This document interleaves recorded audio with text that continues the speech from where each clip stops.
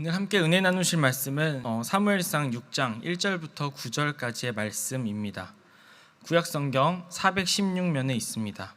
사무엘상 6장 1절부터 9절까지의 말씀을 한 절씩 교독하도록 하겠습니다. 제가 먼저 읽겠습니다. 여호와의 궤가 블레셋 사람들의 지방에 있은지 7달이라. 블레셋 사람들이 제사장들과 복술자들을 불러서 이르되 우리가 여호와의 궤를 어떻게 할까? 그것을 어떻게 그 있던 곳으로 보낼 것인지 우리에게 가르치라. 그들이 이르되 이스라엘 신의 궤를 보내려거든 거저 보내지 말고 그에게 속건제를 드려야 할지니라. 그리하면 병도 낫고 그의 손을 너희에게서 옮기지 아니하는 이유도 알리라 하니. 그들이 이르되 무엇으로 그에게 드릴 속건제를 삼을까 하니 이르되 블레셋 사람의 방백의 수요대로 금 독종 5과 금지 5마리라야 하리니 너희와 너희 통치자에게 내린 재앙이 같음이니라. 그러므로 너희는 너희의 독한 종기의 형상과 땅을 해롭게 하는 쥐의 형상을 만들어 이스라엘 신께 영광을 돌리라. 그가 혹 그의 손을 너희와 너희의 신들과 너희 땅에서 가볍게 하실까 하노라. 애굽인과 바로가 그들의 마음을 완악하게 한 것 같이 어찌하여 너희가 너희 마음을 완악하게 하겠느냐. 그가 그들 중에서 재앙을 내린 후에 그들이 백성을 가게 함으로 백성이 떠나지 아니하였느냐. 그러므로 새 수레를 하나 만들고 멍에를 메어보지 아니한 젖나는 소 2마리를 끌어다가 소의 수레에 메우고 그 송아지들은 떼어 집으로 돌려보내고 여호와의 궤를 가져다가 수레에 싣고 속건제로 드릴 금으로 만든 물건들을 상자에 담아 궤 곁에 두고 그것을 보내어 가게 하고 같이 읽겠습니다.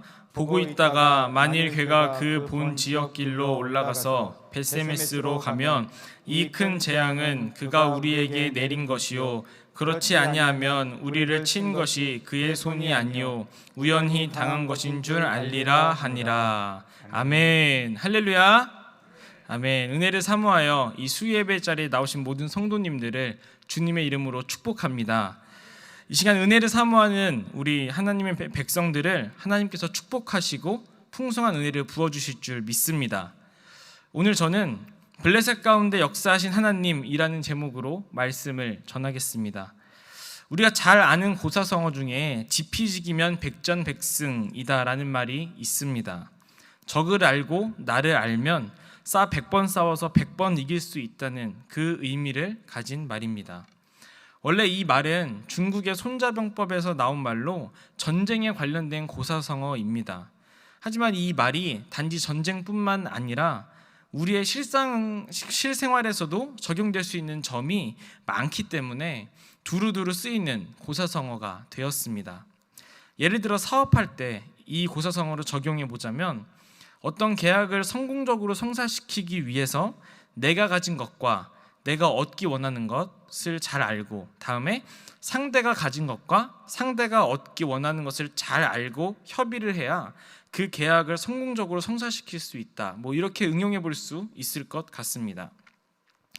이 지피지기면 백전백승이라는 고사성어가 우리의 삶에 두루두루 적용될 수 있는 원리라면 전도에서는 어떨까요? 우리 그리스도인들의 사명이자 현재 새생명 전도 축제로 다시금 복음을 향한 열정에 불을 지피고 있는 우리가 가장 잘 해내고 싶어하는 것, 또 잘 해내야 하는 것이 전도이지 않습니까? 이 전도를 잘 해내기 위해서 이 지피지기면 백전백승이라는 고사성어를 어떻게 적용해 볼 수 있을까요? 일단 전도를 하는 나에 대해서 면밀히 살펴보아야 할 것입니다. 지금 나는 믿음 안에 잘 서 있는지, 은혜가 충만한지, 하나님이 주시는 기쁨과 성도들과 함께 수고하고 헌신하는 즐거움으로 하고 있는지 등등을 말입니다. 이처럼 전도하는 데 있어서 현재 나 자신에 대해서 면밀히 살펴보는 것은 매우 중요한 일일 것입니다. 이제 나를 알았다면 그 다음에 대상에 대해서 알아야겠죠. 대상은 누구일까요? 당연히 우리가 알고 있는 아직 예수님을 믿지 않는 불신자들을 포함한 태신자들, 전도 대상자들입니다. 전도는 아직 하나님을 모르는 사람들에게 하나님에 대해서 알려주는 것이고 하나님에 대해서 들어봤다 할지라도 아직 예수님을 나의 구세주로 믿지 않는 사람들이 예수님을 만나 구세주로 고백하게 하는 것, 이것이 바로 전도이지 않습니까? 그렇다면 이들이 어떤 생각을 가지고 있고 이들이 하나님을 믿고 예수님을 받아들이게 하기 위해서 필요한 것이 무엇인지를 아는 것이 우리가 이 전도라는 사명을 감당하는 데 있어서 이 전도를 성공하기 위해서 반드시 알아야 하는 요소라는 것입니다. 우리가 읽은 이 사무엘상 6장은요, 지난주에 이어서 하나님과 블레셋 사이에 있었던 이야기를 보여주고 있습니다. 이 사무엘상 5장과 6장만큼 이방인에게 하나님이 직접 역사하신 경우가 굉장히 드뭅니다. 하나님이 이방인들을 심판하시는 데 있어서 하나님의 백성들 혹은 하나님의 사람을 한 사람도 사용하지 않고 직접 개입하시고 직접 역사하시는 경우는 그리 많지 않기 때문입니다. 또한 하나님이 직접 하신다고 해도 보통은 자신의 백성들 가운데 보여주고 그 자신의 백성들을 깨닫게 하기 위해서 역사하시는 것이 대부분인데, 이 사무엘상 5장 6장은 쓰임받은 하나님의 사람도 한 사람도 나오지 않고 심지어 이 하나님이 온 나라 통째로 들썩이는 이 일을 직접 보거나 또 그 소식을 들은 이스라엘 백성들조차 한 사람도 없었다는 것입니다. 오로지 블레셋 한가운데서 홀로 역사하신 그 하나님의 이야기라는 것이죠. 그래서 이 본문은 이방인들, 오늘날로 치면 우리가 전도해야 할 전도 대상자들, 불신자들에 대한 이런 정보를 우리에게 제공하고 있고, 또 전도의 사명을 감당하는 우리에게 알려줄 것들이 참 많은 본문이라는 것입니다. 사랑하는 성도 여러분, 저는 오늘 이 말씀을 통해서 불신자들에 대해서 우리가 알아야 할 것이 무엇인지, 또 불신자들이 어떠한 생각을 가지고 있는지, 이들이 하나님을 믿고 예수님을 구세주로 받아들이게 하기 위해서 필요한 것은 무엇인지를 오늘 말씀을 통해서 살펴보기를 원합니다. 그래서 오늘 말씀을 통해서 더욱더 준비된 전도의 용사가 되는 저와 여러분이 되기를 주님의 이름으로 간절히 소망합니다. 이 본문을 통해서 우리가 알 수 있는 것 첫 번째는요, 이방인들에게도 하나님은 여전히 창조자요, 통치자요, 주인이시라는 것입니다. 우리가 잘 아는 것처럼 고대 근동에서 민족 간의 전쟁은 곧 신들의 전쟁이지 않습니까? 이스라엘과 블레셋의 전쟁은 곧 여호와 하나님과 블레셋에 있는 수많은 우상들 간의 싸움입니다. 전쟁이 이런 의미를 가지고 있었기 때문에 이스라엘 장로들은 사무엘상 4장에서 성막 안에 있던 여호와의 궤를 전쟁터로 가지고 나왔던 것입니다. 그러나 이스라엘은 처참하게 패배를 당하게 되죠. 3만의 병사가 죽고 남은 병사들은 뿔뿔이 흩어졌으며 여호와의 궤는 빼앗겼습니다. 그리고 여호와의 궤를 가져온 두 제사장 홈리와 비나스는 죽임을 당했고, 이 두 제사장의 아버지이자 대제사장인 엘리 제사장까지 죽는 일이 벌어집니다. 그리고 전쟁에서 승리한 블레셋은 전리품으로 여호와의 궤를 가지고 가서 자신들의 신인 다곤의 신전에 둡니다. 이것은 완전한 블레셋의 승리이죠. 누구도 말할 수 없는 완전한 블레셋의 승리이자 이스라엘, 더 나아가 여호와 하나님에게 있어서 더 할 수 없는 굴욕적인 사건이었던 것입니다. 하나님의 영광의 임재의 상징인 이 하나님의 궤가 다곤 신전에서 전리품 취급을 당했다는 것은 여호와 하나님이 다곤보다 더 약한 신이고 하위 신이라는 의미였기 때문입니다. 그런데 그 자신의 백성이 하나도 없는 이 블레셋 한가운데서부터 하나님은 직접 역사하시기 시작합니다. 처음에는 다곤 신전에 있는 다곤 신상을 넘어뜨리고 박살내는 일로 시작되었습니다. 그리고 다곤 신전과 여호와의 궤가 있었던 아스돗에 독한 종기가 돌고 수많은 아스돗 사람들이 죽어나갔습니다. 그러자 블레셋 사람들은 여호와의 궤를 거인들이 사는 도시인 가드로 옮깁니다. 거인들은 힘도 세고 키도 크고 건강하니까 어느 정도 견딜 수 있지 않을까라는 생각을 했던 것 같습니다. 여호와의 궤가 가드로 옮겨지자 독한 종기가 가드의 사람들에게 돌아서 또 수많은 가드 사람들이 고통을 당하고 죽어나갑니다. 그러자 이번엔 종교적으로 가장 강한 도시인 에글론으로 옮기면서 동시에 여호와의 궤를 이스라엘로 돌려보낼 방법을 고민을 하게 되는데, 그 고민을 하는 동안에도 에글론 온 성읍에 독한 종기가 돌아서 수많은 사람들이 고통당하고 죽어나가게 됩니다. 우리는 이 사건을 통해서 한 가지 분명하게 깨달을 수 있는 것이 있습니다. 그것은 하나님 혼자서도 충분히 역사하실 수 있는 분이고 스스로를 나타내실 수 있는 분이고 하나님 혼자서도 영광 받으실 수 있는 분이라는 것입니다. 자신의 백성들, 하나님의 사람 한 사람도 없는 이 이방인들 한가운데, 이방 우상 신전 한가운데일지라도 말이죠. 그런데 우리는 종종 이 사실을 잊을 때가 있는 것 같습니다. 에이 목사님, 하나님께서 한없는 지혜로 온 세상을 창조하시고 운행하시고 또 모든 사람들의 생사하고 주관하신다는 것을 누가 몰라요? 우리 유치부에 다니는 우리 아이도 알아요. 맞습니다. 신앙을 가지고 하나님을 믿는 성도라면 당연하게 알고 믿음으로 고백하는 내용이죠. 그런데요, 그럼에도 불구하고 우리는 종종 이 사실을 잊는다는 것입니다. 특별히 전도할 때 우리는 종종 이 믿음이 흔들리는 것 같습니다. 흔들리는 것을 경험합니다. 이렇게 바꿔 생각해 보면 어떨까요? 우리가 예배 때 혹은 은혜가 충만한 나의 삶 속에서는 이 하나님이 내 인생의 주인이자 나의 삶을 선한 길로 인도하신다는 것을 고백하며 확신하며 기쁜 삶을 살아갑니다. 그런데 교회 가는 것을 핍박하는 나의 남편의 인생을 보거나 사춘기부터 성인이 돼서까지도 여전히 반항하며 교회에 가지 않는 나의 자녀들의 인생을 돌아보거나 아무리 전도해도 귀등으로 듣지 않고 싫어하는 나의 친구의 인생을 보거나 또 길거리에서 반갑게 인사하며 예수님을 전하는데도 안 들리는 척 무시하며 지나가는 그 사람들의 인생을 볼 때 이런 사람들의 인생에서도 내 인생에 역사하신 그 하나님이 동일하게 그 인생에 역사하신다는 것이 느껴지냐는 말입니다. 이들의 완강하고 고집스러운 이런 태도들이 우리가 아무리 노력하고 기도해도 바뀌지 않고 또 그 바뀌지 않는 시간이 점점 길어지면 내 인생의 주인이자 나의 삶을 선한 길로 인도하시는 그 하나님이 그들의 인생에서도 여전히 그들의 주인이고 그들의 삶 속에서도 동일하게 역사하시며 선한 길로 인도하신다는 그 확신이 흔들리지 않느냐는 것입니다. 그들을 전도하는 우리에게는 이들의 완강하고 이 변하지 않는 모습이 마치 그들의 인생에는 하나님이 역사하지 않으시는 것처럼 느껴진다는 것입니다. 이렇게 그들의 인생 가운데 역사하시는 하나님에 대한 믿음이 흔들리기 시작하면 우리는 우리의 전도는 힘을 잃습니다. 내가 아무리 전도하려고 노력하고 애를 써도 그 심령에 아무런 영향을 주지 못하는 것 같고 그 사람의 마음과 그 사람의 삶에 아무런 변화가 보이지 않으며 하나님이 그 사람에게 역사하지 않는 것 같다고 느껴지기 시작하면 우리가 그렇게 느끼기 시작하면 그 수고하고 애쓰는 것이 의미가 없다는 생각이 내 마음속에 찾아오고 전도하고자 하는 그 열정을 잃게 된다는 것이죠. 우리에게 이런 경험들이 많지 않습니까?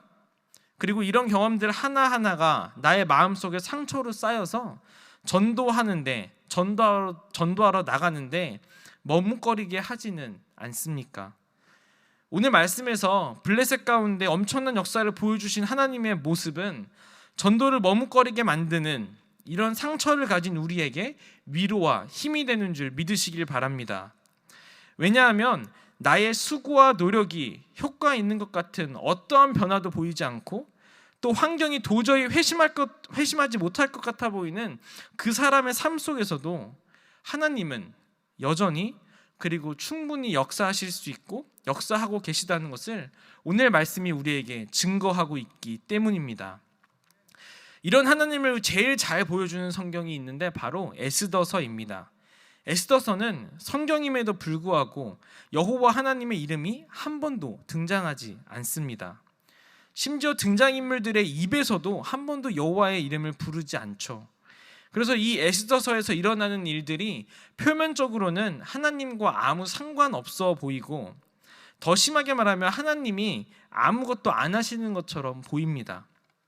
하지만 포로로 있는 이 이스라엘 백성들이 대대적으로 학살을 당할 절체절명의 위기에 처하고 또 그 속에서 살기 위해 금식을 선포하고 또 에스더가 목숨을 건 결단을 하고 절대 권력을 가졌지만 결국 망하는 이 하만을 보면서 결국 보이지 않는 곳에서 여전히 역사하시며 기적과 같은 타이밍과 인도하심으로 일하시는 하나님을 우리는 본다는 것입니다. 사실 우리의 삶을 보더라도 하나님께서 눈에 보이게 역사하시는 경우는 거의 없지 않습니까? 하지만 당시에는 몰랐다가 한참 지난 후에 나의 인생을 돌아보면 하나님이 역사하셨다는 것을 고백하고 모든 것이 하나님의 은혜였다는 것을 고백하는 것이 우리의 신앙이지 않습니까? 사랑하는 성도 여러분, 혹시 아무리 기도해도 아무리 전도하려고 노력해도 하나님께 돌아오지 않고 변하지 않는 나의 가족, 나의 친구, 태신자들이 있으십니까? 겉으로 보기에는 그렇다 할지라도 여전히 그 인생은 하나님의 손 안에 있음을 믿으시기를 바랍니다. 그들이 변하지 않는 모습 때문에 영원히 변하지 않고 돌아오지 않을까 봐 조바심 내고 그들의 완강한 모습 때문에 상처가 되고 전도의 의욕이 혹시 꺾여 있으십니까? 하나님께서 보이지 않는 곳에서 그의 삶 속에서 여전히 역사하시며 선한 길로 인도하고 계심을 믿으시기를 간절히 바랍니다. 블레셋 한가운데서도 아무도 보이지 않는 곳에서 충분히 역사하신 하나님을 믿음으로 포기하지 않고 끝까지 전도하는 데 최선을 다하는 우리 모든 성도님들 되시기를 주님의 이름으로 간절히 축원하고 축복합니다. 이 본문을 통해서 우리가 알 수 있는 것 두 번째는요, 이방인들, 불신자들이 하나님을 믿기 위해서는 그들에게 복음을 전해줄 사람이 필요하다는 것입니다. 우리 오늘 말씀 1절을 같이 한번 읽어보도록 하겠습니다. 읽겠습니다.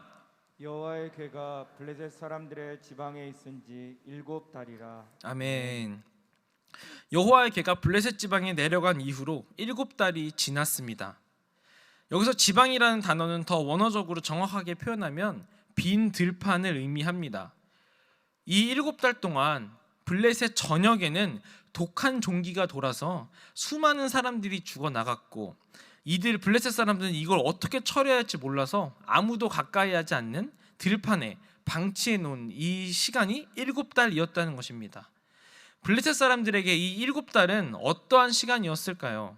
다른 건 몰라도 이스라엘의 여호와 하나님이 자신들의 신 다곤이나 바알세불보다 강한 신이라는 것을 뼈저리게 느낀 시간이었을 것입니다. 다곤 신도 그 앞에서 박살나고 블레셋이 자랑하는 거인족도 아무 소용없고 귀신의 왕인 바알세불도 자신들을 지켜주지 못한다는 것을 경험하며 어찌할 바를 몰라 여호와의 궤를 빈들에 방치한 시간이 바로 이 7달이었다는 것이죠. 사랑하는 성도님들, 그런데 이 본문을 보시면서 혹시 이런 생각은 안 해보셨습니까? 여호와 하나님이 자신이 믿는 신들보다 더 강한 신이라는 것을 7달이나 체험을 했는데 블레셋 사람들은 왜 여호와 하나님을 믿지 않았을까요? 여호와 하나님이 진짜 신 혹은 더 강한 신이라면 그 신을 믿는 것이 더 합리적인데 왜 끝까지 그들은 여호와 하나님을 믿지 않았을까요? 여러 가지 이유가 있겠지만 무엇보다도 가장 큰 이유는 여호와 하나님은 그들에게 있어서 두려운 신이었기 때문입니다. 블레셋 사람들이 섬기는 우상은 본인들이 손으로 직접 만든 신입니다. 그리고 필요한 복들을 달라고 구하기 위해서 만든 가짜 신입니다. 뭔가 강력한 기적과 복을 구하지만 결국 우상은 자신들의 손에 의해서 만들어지고 통제되는 그런 신인 것입니다. 하지만 여호와 하나님은 인간의 손에 통제되지 않는 진정한 참 신입니다. 이들은 여호와 하나님이 초강대국 애굽을 초토화시키고 이스라엘 백성들을 구원한 사실도 알고 있었습니다. 우리 앞에 있는 사무엘상 4장 6절에서 8절을 함께 읽도록 하겠습니다. 읽겠습니다. 블레셋 사람이 그 외치는 소리를 듣고 이르되 히브리 진영에서 큰 소리로 외침은 어찌 됨이냐 하다가 여호와의 궤가 진영에 들어온 줄을 깨달은지라. 블레셋 사람들이 두려워하여 이르되 신이 진영에 이르렀도다 하고 또 이르되 우리에게 화가 전날에는 이런 일이 없었도다. 우리에게 화로다. 누가 우리를 이 능한 신들의 손에서 건지리요. 그들은 광야에서 여러 가지 재앙으로 애굽인을 친 신들이니라. 아멘. 이런 엄청난 신이 이번엔 자신들에게 포로이자 전리품으로 왔다가 또 자신들의 나라를 독한 종기로 이 초토화시켜버리는 이 여호와 하나님, 항상 신들을 자신들의 입맛에 맞게 만들고 개조하고 마음대로 섬겼던 블레셋 사람들에게 진정한 신인 이 하나님은 믿음의 대상보다는 공포의 대상이었다는 말입니다. 오늘날 불신자들도 이들과 크게 다르지 않습니다.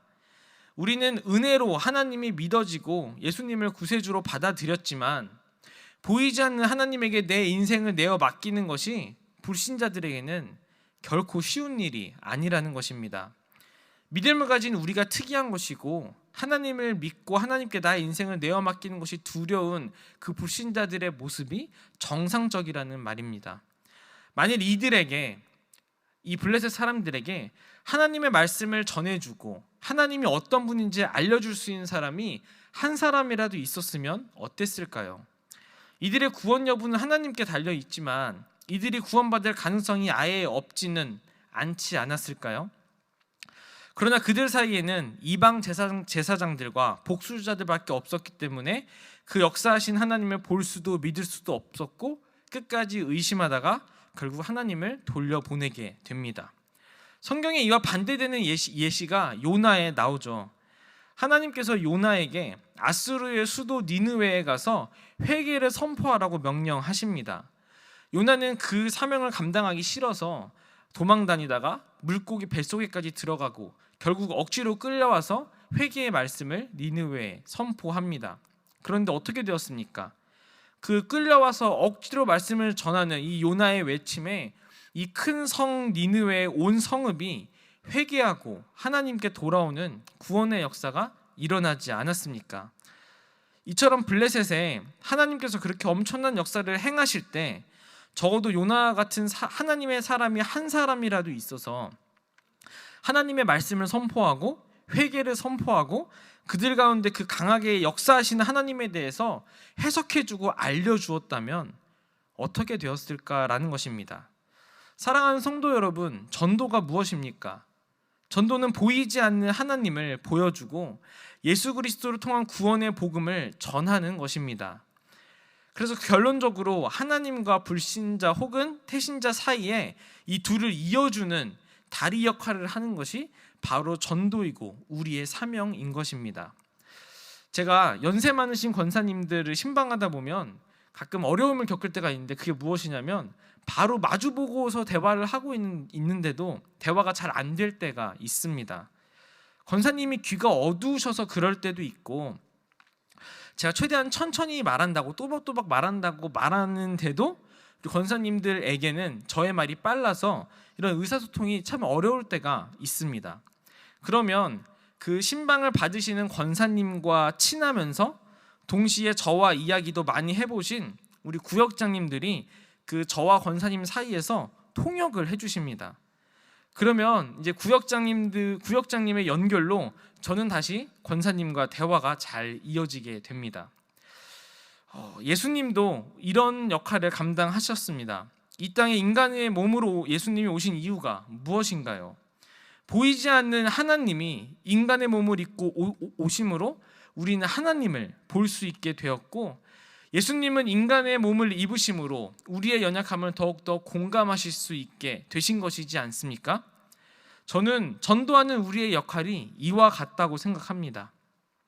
하나님과 이 태신자 불신자 사이에서 그들과 함께 살아가며 삶으로 하나님의 살아계심을 증거하고 그들의 삶 가운데 언제나 그리고 충만히 역사하시는 그 하나님의 역사를 우리가 신앙으로 해석해주고 하나님을 알려줌으로 그들이 하나님을 알게 되고 예수님을 믿게 만드는 것, 그것이 전도이고 그것이 하나님께서 우리에게 주신 사명이라는 것입니다.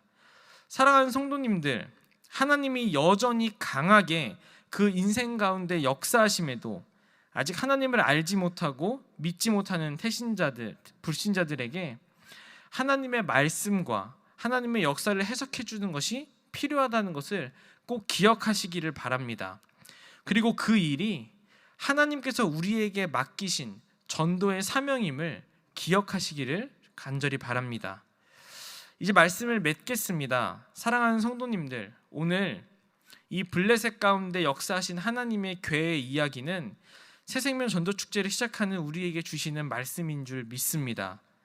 우리의 마음속에 전도해도 안 된다, 저 사람은 아마 평생 전도하지 못할 것 같다, 이런 상처로 인해 생기는 불안과 부정적인 마음과 생각이 있다면, 그래서 나의 이 마음이 전도하는 나 자신을 소극적으로 만들고 전도하는 데에 머뭇머뭇하게 한다면, 내가 보이지 않는 곳에서 모든 사람의 인생을 주관하시고 인도하시는 그 하나님이 계시다는 것을 꼭 기억하시고 믿으시길 간절히 바랍니다. 또한 우리의 소명이 삶으로 하나님의 살아계심을 드러내고 그들의 삶 가운데 역사하시는 그 하나님을 해석해 주는 것임을 꼭 기억하시길 간절히 바랍니다. 그래서 그들에게 하나님을 믿는 것이 단순히 두려운 일이 아니라 확실한 것이고 진정한 구원의 길, 진정한 행복의 길임을 온전히 전하고 알려줄 수 있는 준비된 전도자가 되시기를 주님의 이름으로 간절히 소망합니다. 오늘 이 말씀을 기억하며 전도축제의 임함으로 하나님의 놀라운 구원의 역사에 귀하게 쓰임받는 저와 우리 모든 성도님들, 우리 용인제일교회가 되기를 주님의 이름으로 간절히 축원하고 축복합니다.